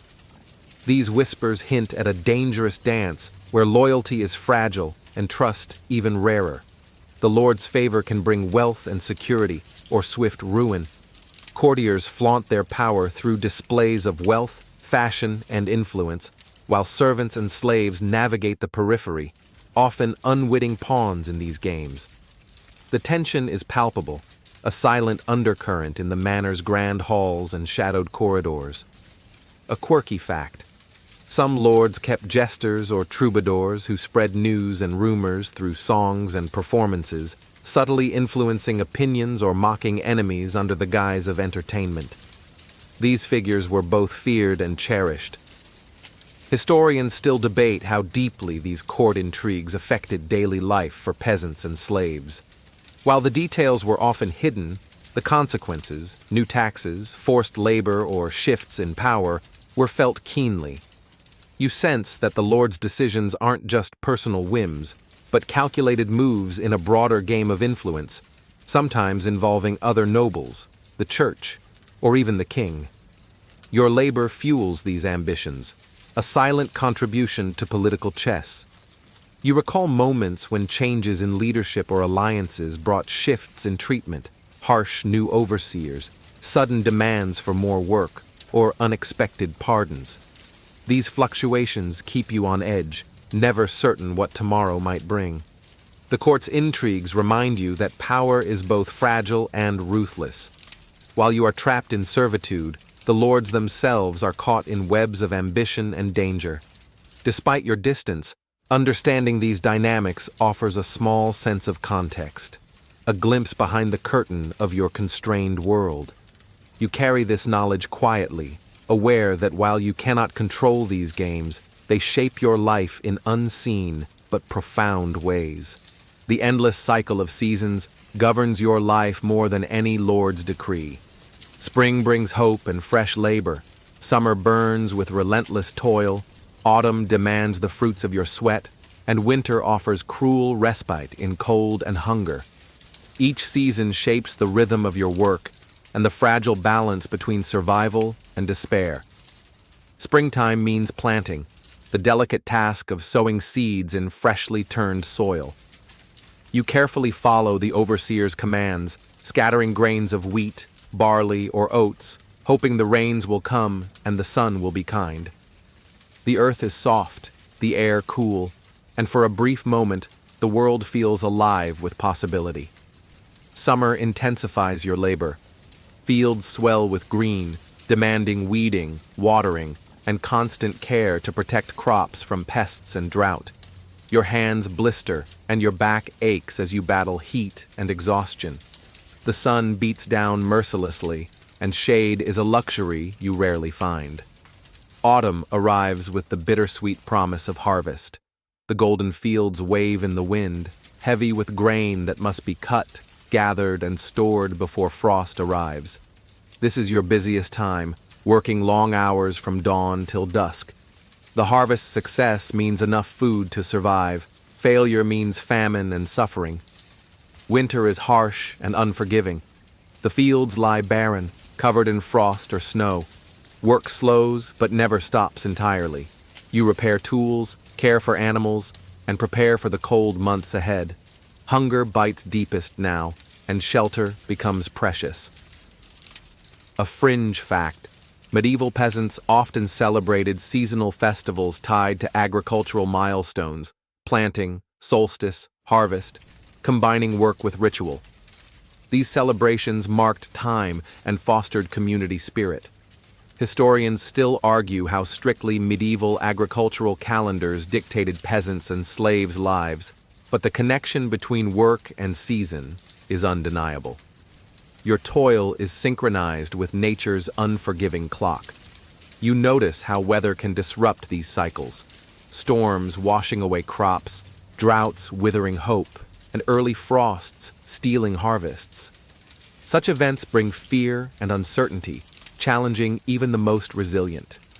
Your survival depends on mastering this cycle, learning from each season's lessons, and adapting to nature's whims. The earth is both your burden and your lifeline. As the seasons turn, you remain locked in this eternal dance, planting, tending, harvesting, and enduring, each step echoing generations before and after. This rhythm is your life's heartbeat, steady and relentless. Your tools are simple but indispensable extensions of your body, worn and weathered by years of use.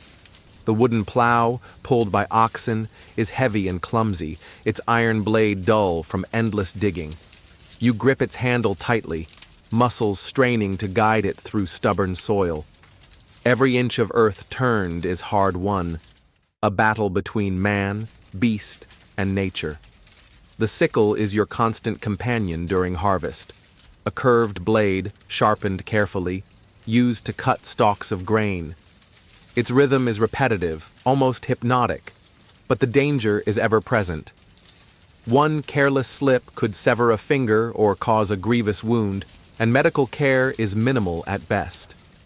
Hoes, spades, and rakes complete your arsenal, each essential for tilling, planting, and gathering. These tools are often shared among many workers, their handles splintered and blades patched or sharpened repeatedly.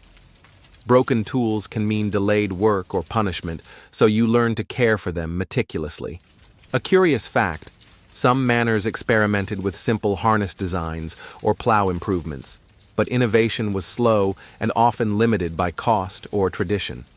You wonder how much easier your life would be with better equipment. Historians still debate the extent of medieval technological advancement in agriculture, but it's clear that manual labor dominated and tools were basic.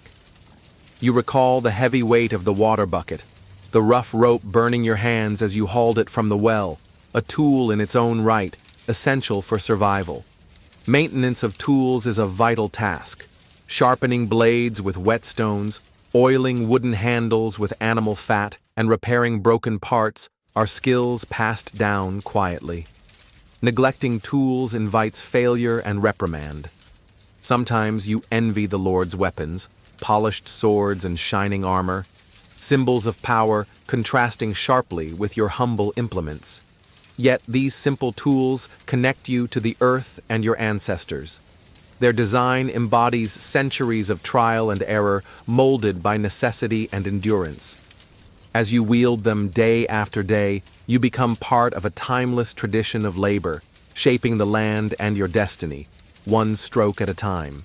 The weather is an unpredictable master, dictating not only the success of your labor, but the very survival of your community. Droughts parch the soil, turning fertile fields to cracked earth, while relentless rains flood lowlands, drowning crops and hopes alike.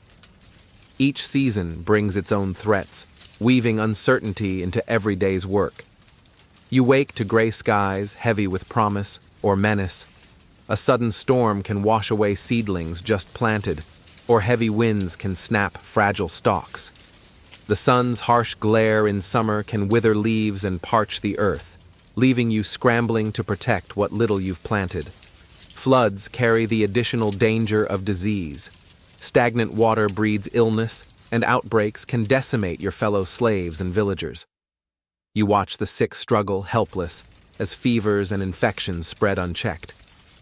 A fringe fact: some peasants developed early weather prediction techniques, reading animal behavior or sky colors to anticipate storms. Though rudimentary, these skills helped prepare for some natural disasters. Historians still debate how medieval communities adapted to climate variability and whether these challenges accelerated social changes or revolts. The Lord's granaries become your fragile lifeline during drought or flood. When crops fail, stored grain can mean the difference between starvation and survival. Yet, you know these stores are finite, and famine has struck before. You recall stories of bad years, when hunger drove desperate acts, stealing grain, selling belongings, or fleeing the manor in search of food. Such times tested your community's bonds and resilience. You've seen neighbors weakened by malnutrition, their bodies wasting away, their spirits dimming. These are the harshest lessons nature imposes.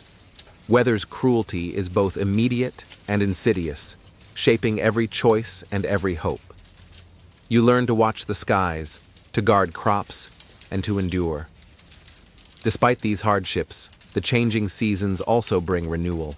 Spring rains coax new life from the earth, and summer sun ripens golden fields.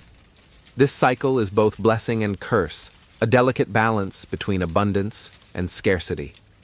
Living with the weather's whims teaches patience and resilience, virtues essential for survival in a world ruled by forces beyond your control. Each sunrise brings a new chance to face the storm and tend the soil, hoping for favor from both nature and fate. Market days offer a rare glimpse beyond the manor's shadow, brief opportunities to engage with the wider world that both excites and terrifies you. The village square bursts into life with the arrival of traders, peasants, and townsfolk, bringing noise, color, and goods that stir longing and hope in your heart.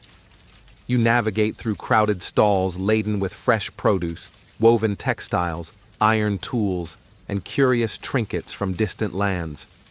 The smells of baked bread, spiced meats, and fragrant herbs fill the air, a stark contrast to the bland meals you endure daily. Children dart between legs, laughter mingling with bartering calls. Market day is both a chance to trade and a risk. You clutch any coins or goods you might have, usually meager and earned through secret tasks or favors, hoping to barter for something valuable: extra food, a warm cloth, or perhaps a small toy for a child.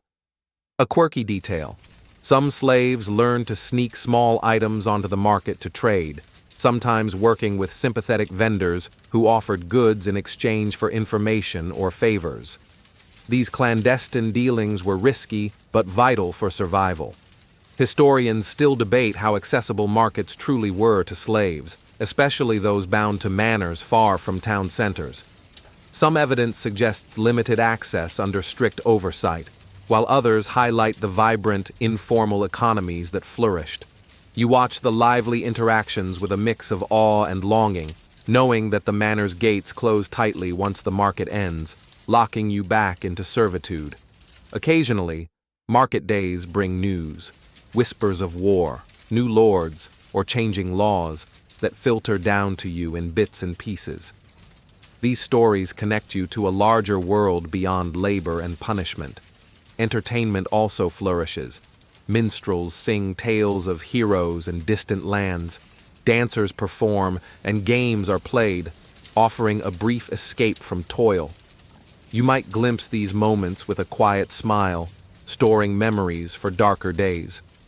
Despite the fleeting nature of market days, their impact lingers.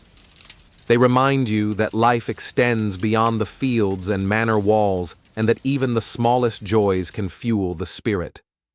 As the sun sets and the crowds disperse, you return to your place, carrying with you the scents, sounds, and hopes of a world waiting beyond chains.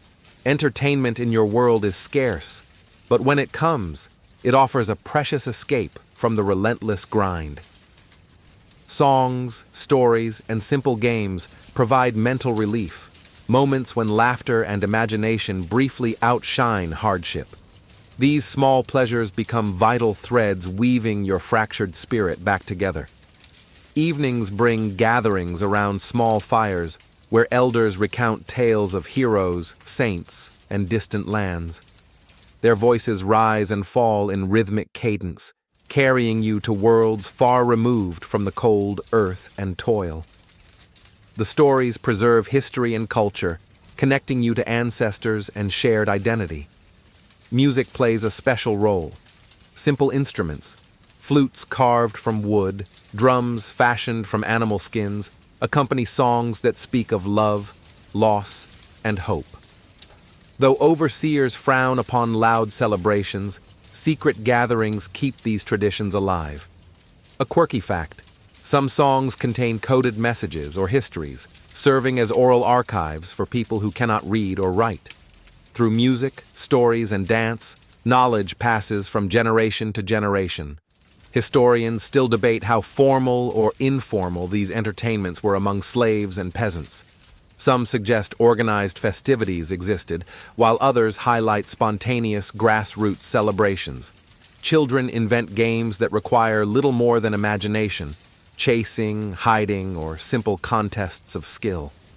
These games teach cooperation, strategy, and resilience, skills valuable for survival.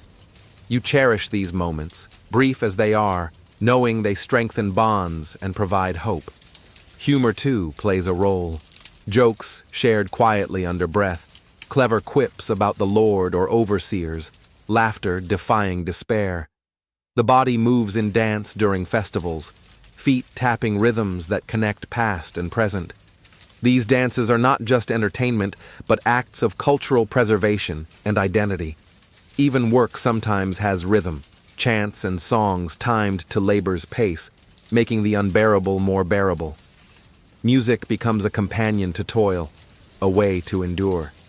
In this harsh world, Entertainment is not frivolous, but essential. It feeds the soul, sustains community, and offers moments of joy that refuse to be extinguished. You carry these memories close, treasures hidden beneath layers of dust and fatigue, waiting to be recalled in the darkest nights. The manor's animals are more than mere livestock. They are constant companions, tools of labor, and sometimes sources of tension. Cattle and oxen pull heavy plows across fields, their steady breaths puffing clouds in the cold air. Pigs root through waste heaps, dogs guard property or accompany hunts, and horses carry nobles to distant lands. Each animal has a role, and your life intertwines with theirs in ways both practical and poignant. Tending animals is part of your daily routine. You feed them, clean their stalls, and nurse the sick with the limited knowledge available. These creatures, though owned by the Lord, depend on your care, and their health impacts the manor's wealth and your own survival. You've learned to read the subtle signs of illness, a dull coat, labored breathing, or refusal to eat, and to use herbs and poultices to ease suffering. Though your remedies are humble, they reflect generations of folk wisdom. A quirky fact: some slaves believed that certain animals possessed spirits or omens, with black cats seen as bringers of bad luck and roosters heralding important events. These beliefs influenced how you treated and regarded the animals.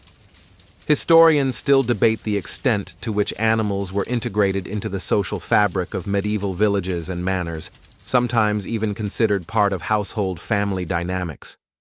The bond between slaves and animals could be complex. Dogs, for instance, might be both protectors and enforcers, trained to chase away escapees or strangers. You sometimes fear the snarling hounds as much as overseers' whips. In harsh winters, caring for animals becomes even more critical. Ensuring they have shelter and enough feed is a constant worry, as their well-being directly affects your labor capacity. Occasionally, animals offer moments of comfort: a horse's gentle nuzzle, a dog's loyal companionship, or the soothing rhythm of oxen at work. These small connections provide a respite from the harshness of daily life. Yet, you remember how the Lord's family might decide the fate of animals on a whim, selling them, slaughtering for feasts, or gifting them as status symbols, decisions echoing the arbitrary nature of power you endure. In this shared world of flesh and toil, animals are both tools and comrades, their lives entwined with yours in the endless dance of survival. Your clothes are a patchwork of survival, stitched together from frayed fabric and hand-me-downs. Each tear is mended with rough thread, sometimes using scraps of leather or cloth from discarded garments. Fashion is a forgotten word. Practicality and endurance define what you wear. Rags are your armor against the elements, thin, itchy, and often damp from the morning dew or rain. The coarse fibers rub against your skin, causing irritation and chafing, but you dare not complain. Clean, new clothes are reserved for the Lord and his family, symbols of status and wealth you'll never possess. You learn to sew carefully, using needles salvaged from kitchens or tradesmen. Each patch is a testament to your resourcefulness, a small victory against the relentless wear of daily life. A well-placed stitch can extend a garment's life by weeks or months, a precious gift in a world where every scrap counts. A quirky fact: some slaves used hidden pockets sewn into their clothes to carry small valuables or charms, secret hoards that might aid in escape or barter. These hidden compartments are lifelines, symbols of quiet defiance. Historians still debate how widespread clothing repair was among the lower classes, and whether certain materials or styles were exclusive to particular ranks. What's clear is that hand-me-downs and mended garments were the norm. You notice how clothing also marks identity and status. Torn and patched garments signal your place in the manor's hierarchy, making you visible targets for scorn or punishment. Weather dictates clothing choices. Layering is essential against cold, but too many layers restrict movement and increase fatigue. In summer, you suffer under the same scratchy fabrics, baking under the sun. Footwear is often non-existent or minimal, bare feet or simple leather strips offering little protection against mud, stones, or cold. Blisters and sores are constant companions. Despite hardships, clothing connects you to community and tradition. Patterns, colors, or stitching styles may carry cultural significance, passed down through generations. You reflect on the stark contrast between your patched rags and the Lord's fine silks and velvets, a visible divide that mirrors the gulf between your lives. Each repair is a quiet act of survival, a thread of hope woven into worn fabric, stitching together your identity against the unraveling world. Your body bears the marks of endless labor and hardship, a canvas of scars, bruises, and wear that tell the story of survival. Injuries are common: twisted ankles on rocky paths, cuts from sharp tools, burns from cooking fires, and strains from heavy lifting. Each ache and pain is a reminder of the relentless demands placed upon you. Exhaustion settles deep in your muscles, a heavy weight that no sleep can fully lift. Your back aches from bending over fields, your hands are rough and cracked, and blisters have become permanent fixtures. Illness weakens you further, and without proper care, minor wounds risk infection or worse. You've learned to endure pain silently, knowing complaints are met with disdain or punishment. Stoicism is survival, masking suffering to avoid appearing weak. A fringe fact: some slaves developed home remedies from herbs, animal fats, or honey to treat wounds and ease pain. These folk medicines were passed down secretly, blending practical knowledge with superstition. Historians still debate the prevalence and impact of work-related injuries among slaves and peasants, but it's clear physical toll was immense. You recall a fellow slave whose back injury left him unable to work, relegated to menial tasks and scorn. Disability often meant destitution or death. The harsh environment accelerates aging. You look at the weathered faces around you, some barely past youth, yet marked by decades of toil. Life expectancy is low, and every day is a gift earned. Despite hardship, moments of resilience shine through. You find strength in small victories, completing a task despite pain, helping a companion, or simply surviving another day. Pain becomes a language spoken without words, a shared experience that binds your community. Your body tells a story of endurance, sacrifice, and quiet rebellion against the forces that seek to break you. In this struggle, your physical self is both battlefield and fortress, scarred but unyielding. In the quiet corners of your life, subtle acts of spiritual resistance kindle a fierce hope that refuses to be snuffed out by chains or cruelty. These quiet rebellions take many forms: secret prayers whispered in the dark, coded songs passed among trusted friends, or small rituals performed away from watchful eyes. They are your way of reclaiming a sense of control, identity, and dignity. You learn to embed messages of hope and defiance within familiar hymns or folk songs, ensuring their true meanings are hidden from overseers, but clear to those who listen closely. These songs become a lifeline, a shared language of endurance. Tucked away, you might light a candle, not only to honor saints, but as a symbol of your own inner flame, burning bright against the darkness of oppression. Simple gestures, a cross traced on the chest, a touch to a hidden charm, offer comfort and connection. A quirky fact: some slaves believed that the act of singing or praying quietly could weaken the power of overseers, or even protect against physical harm. These beliefs blend faith with subtle defiance. Historians still debate the extent to which slaves and peasants used religion as a form of resistance or merely accepted it as submission. Evidence suggests a complex interplay, with faith serving as both comfort and quiet rebellion. You find strength in shared rituals, even if small or secret.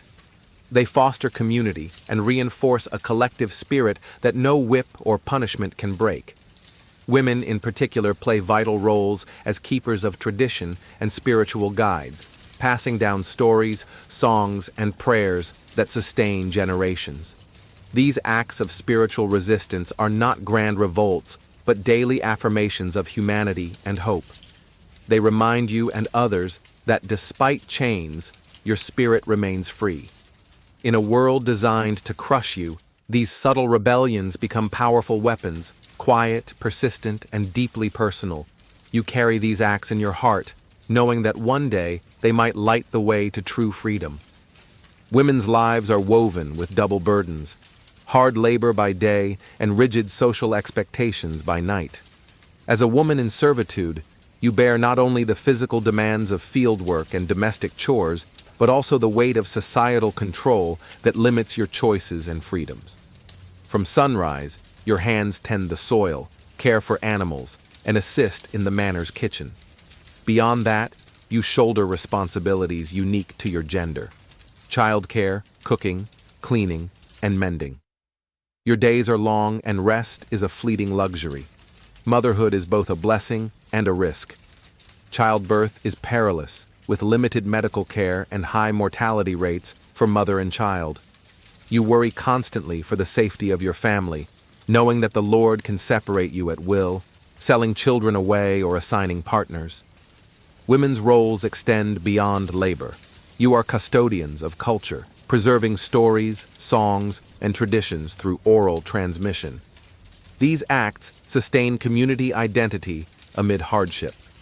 A fringe fact: some women used herbal knowledge not only for healing, but for contraception and fertility control, subtly influencing family planning despite the era's restrictions.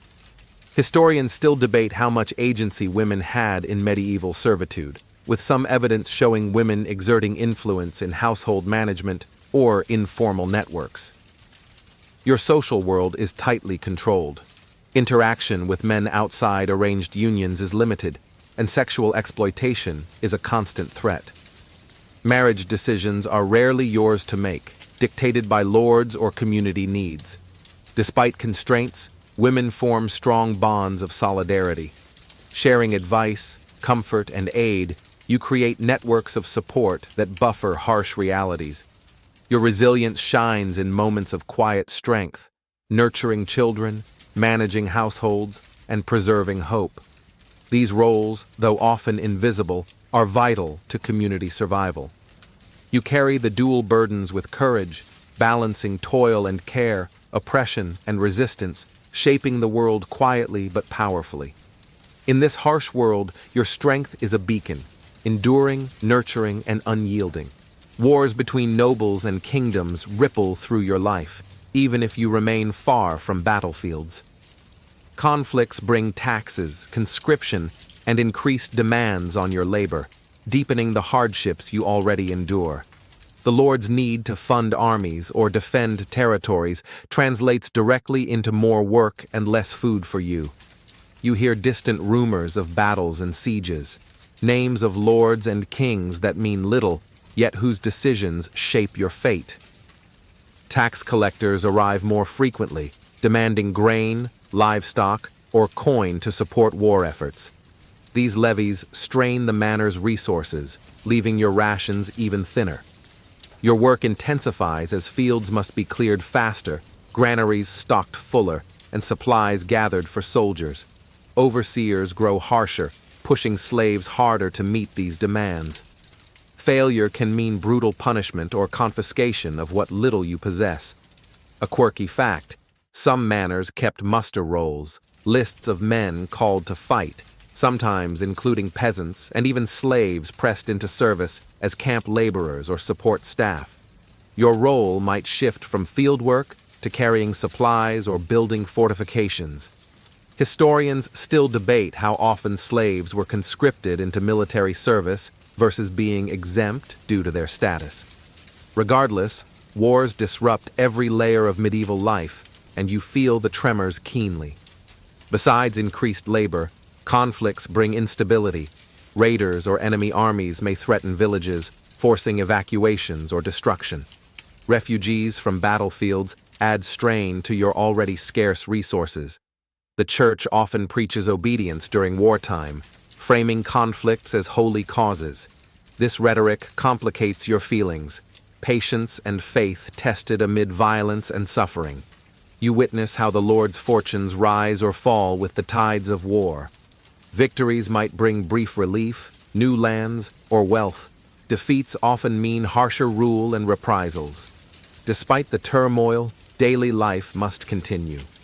You tend crops, care for animals, and support the manor's needs, caught between the demands of rulers and the resilience of survival.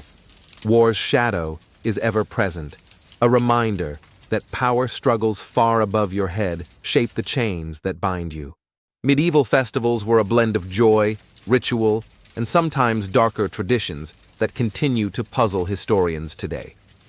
While festivals offered rare relief from labor, some carried undertones of ritual sacrifice or grim ceremonies that blurred the lines between celebration and solemnity. You participate in seasonal festivals, marking planting, harvest, or religious holidays, with dancing, feasting, and communal worship. These gatherings bolster community spirit, offering laughter and connection amid hardship.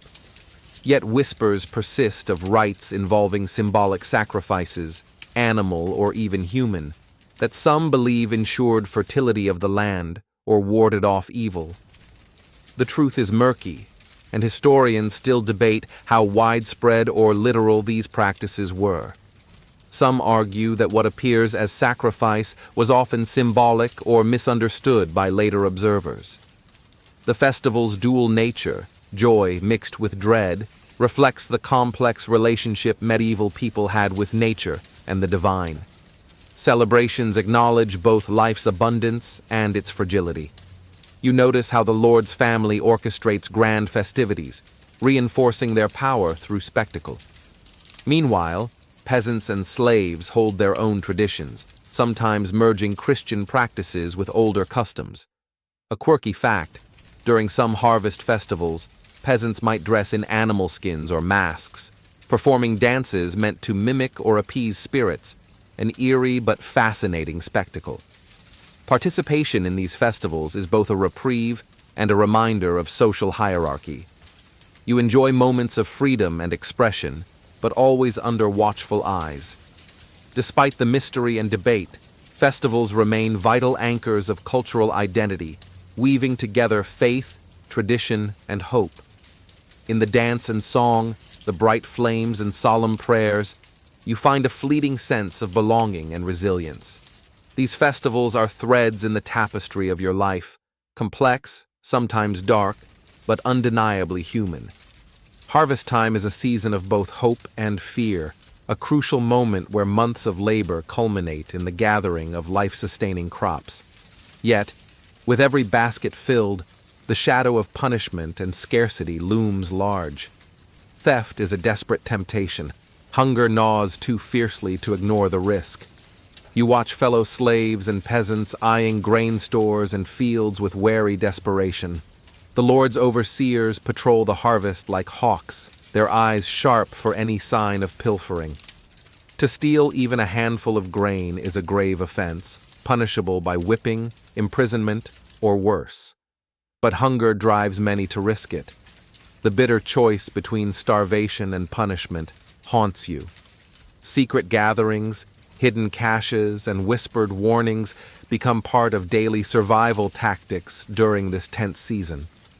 An odd fact: some villages practiced gleaning, where leftover crops were collected after the main harvest, officially permitted, but often exploited. Slaves sometimes sneak these scraps, walking the fields at dawn or dusk, hoping to avoid notice.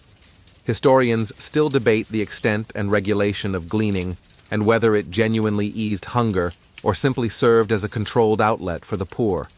You recall stories of harsh penalties for caught thieves, public beatings, forced labor, or sale to distant owners. Such punishments serve as grim deterrents, but desperation often outweighs fear. The pressure of harvest demands unyielding work. Days lengthen, fatigue deepens, but the need for food and security drives every hand. Any shortfall threatens the entire community with famine. Despite the risks, harvest time also brings communal rituals, festivals, prayers, and celebrations that briefly lift spirits. These moments contrast sharply with the tense vigilance against theft and scarcity. You balance hope and fear, labor and survival, knowing that this season's success or failure will echo through the coming months. In the fields heavy with grain, you walk a fragile line between sustenance and punishment, driven by hunger and the unyielding will to endure. Preparing for winter is a race against time and nature, a crucial phase where every effort to store food and conserve warmth determines your survival. The cold months threaten to undo all the hard work of planting, tending, and harvesting, replacing hope with hardship. You help gather and store grain in granaries, carefully stacking sheaves to prevent rot and pest infestation. Baskets of root vegetables, salted meats, and dried herbs are tucked away in cellars and storage rooms, fragile reserves against the cold and hunger. Fires must be kept burning, and you gather the last of the firewood to fuel hearths through the long nights. Clothing is layered and patched, prepared to shield against bitter winds and biting frost. A quirky fact: some communities built communal ovens or heated floors, innovations born of necessity to survive harsh winters. Though rare, these adaptations show human ingenuity amid adversity. Historians still debate how well medieval peasants and slaves prepared for winter and the extent to which stored provisions sufficed. Harsh winters often brought famine and disease despite best efforts. You feel the pressure mounting as daylight shortens and temperatures drop. The cold bites deeper than ever, and you huddle with others for warmth in cramped quarters. Winter brings isolation. Roads become treacherous, markets close, and travel halts, cutting off supplies and communication. You rely heavily on stored food and shared resources. Despite scarcity, winter nights offer moments of reflection, storytelling, and quiet companionship. Fireside gatherings preserve culture and community bonds. You remember past winters where frost destroyed crops or illness swept through the manor, claiming lives indiscriminately. These memories sharpen your resolve to prepare better. In the struggle to endure winter's grip, every stored grain, every layered garment, and every shared ember becomes a lifeline. You face the cold with weary determination, knowing that spring's return will bring new challenges and opportunities. Winter is both an end and a beginning, a harsh reminder of life's fragility and the resilience that sustains it. Nightfall brings no true rest, only exhaustion mingled with uneasy sleep. As darkness cloaks the manor and fields, your body craves rest, yet worries and cold keep you restless. You lie on your straw bedding, muscles aching and mind racing with the day's burdens and tomorrow's demands.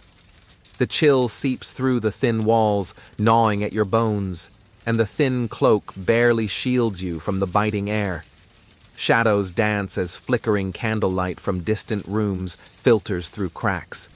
The silence is broken only by distant sounds, the creak of timber, a dog's bark, or the faint murmur of voices.